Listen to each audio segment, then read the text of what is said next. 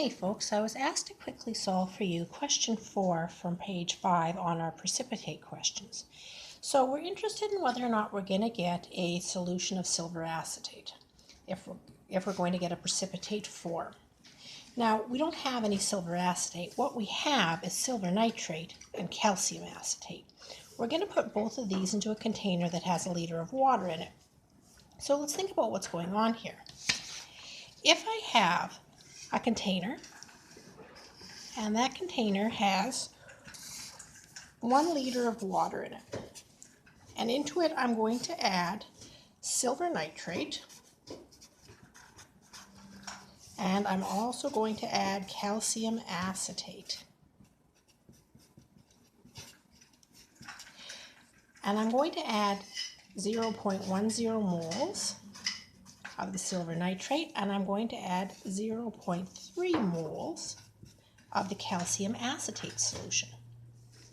So when silver nitrate goes into the water, it's going to put in silver plus 1 ions, and it's also going to put in nitrate minus 1 ions. When the calcium acetate goes into the water, it's going to be putting in calcium plus 2 ions, and from our equation we can see we're going to get 2 acetate ions. So there's 1 and another 1. Now, of all of these, we are really interested in the silver ions and the acetate ions because we're interested in whether or not silver acetate will form. I can see when 1 mole of silver nitrate breaks down, it gives me 1 mole of silver. So if I put in 0.01 moles of silver nitrate, then the concentration of the silver ions in there will also be 0.01 moles. Because it's in a total of 1 liter, that'll be moles per liter. Now, from the calcium acetate, every time I put in 1 of these, I got 2 acetates. So if I put in 0.03 moles, I'll have twice as much, and the concentration of my acetate ions would be twice 0.03. It'll be 0.6 moles in every 1 liter, so 0.6 moles per liter.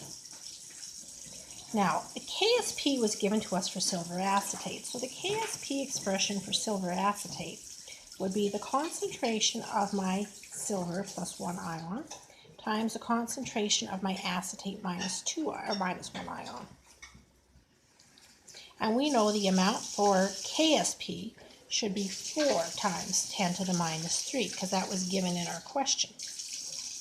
We're going to try the values here. Because these are trial values, we're calling this a QSP. So the trial value that we have for silver is going to be 0.01, and the trial value that we're going to use for acetate is 0.6. So when I multiply 0.01 times 0.6, I get a value of 6 times 10 to the minus 3. My QSP is 6 times 10 to the minus 3. My KSP is only 4 times 10 to the minus 3. Because my QSP is the greater value than the KSP, it is bigger, then a precipitate will form.